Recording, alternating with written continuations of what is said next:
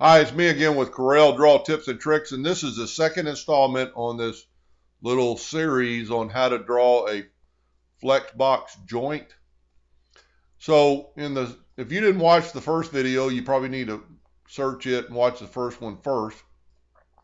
But I've drawn a tab, and this is the inside tab, and not this is going to be the female tab, and I'm going to put the male tabs over there.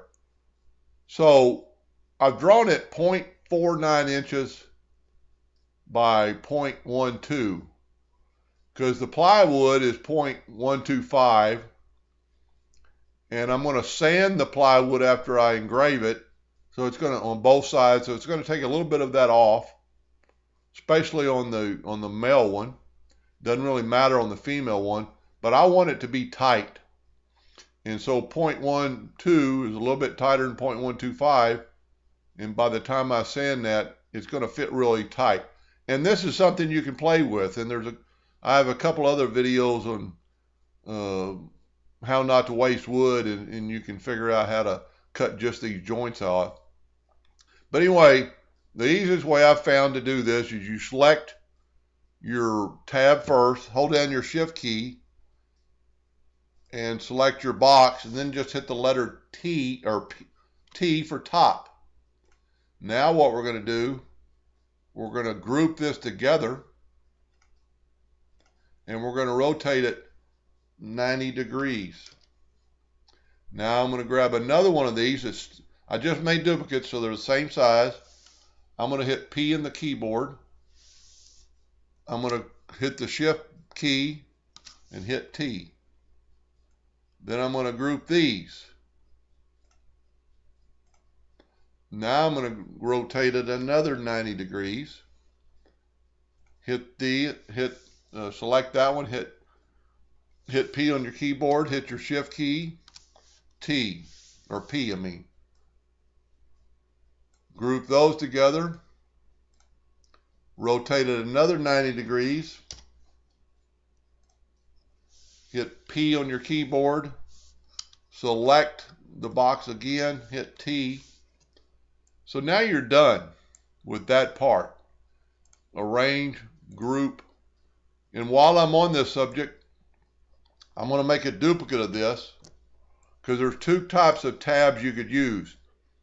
So what you could do now would be if you want this to be the edge of your tab, ungroup all, take your virtual segment delete key and delete that line right there. Delete that line right there. Delete that line right there. And delete that line right there. Now I would group all this together. Group.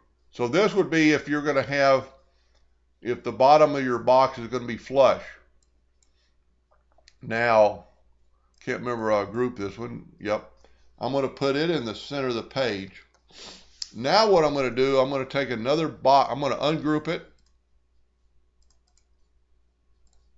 I'm going to make a duplicate of that box, and I'm going to bring it out, and I'm going to make it, let's make it 4.5.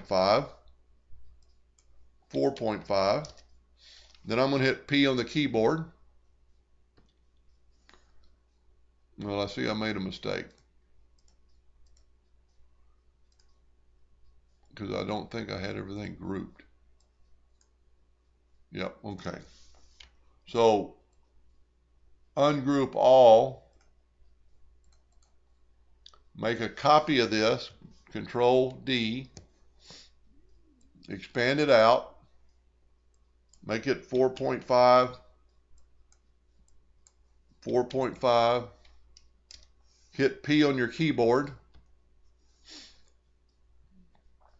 Now erase this line. Now you have 4 tabs exactly where they were for an interior.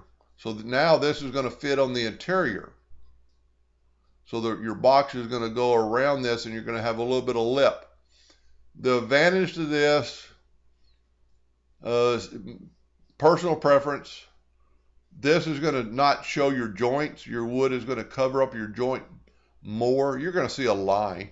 But on this one, you're going to see that joint. You're going to see that wood go down in there. And you're going to see an edge all the way around. Anyway, hope that helped a little bit. And thank you for watching.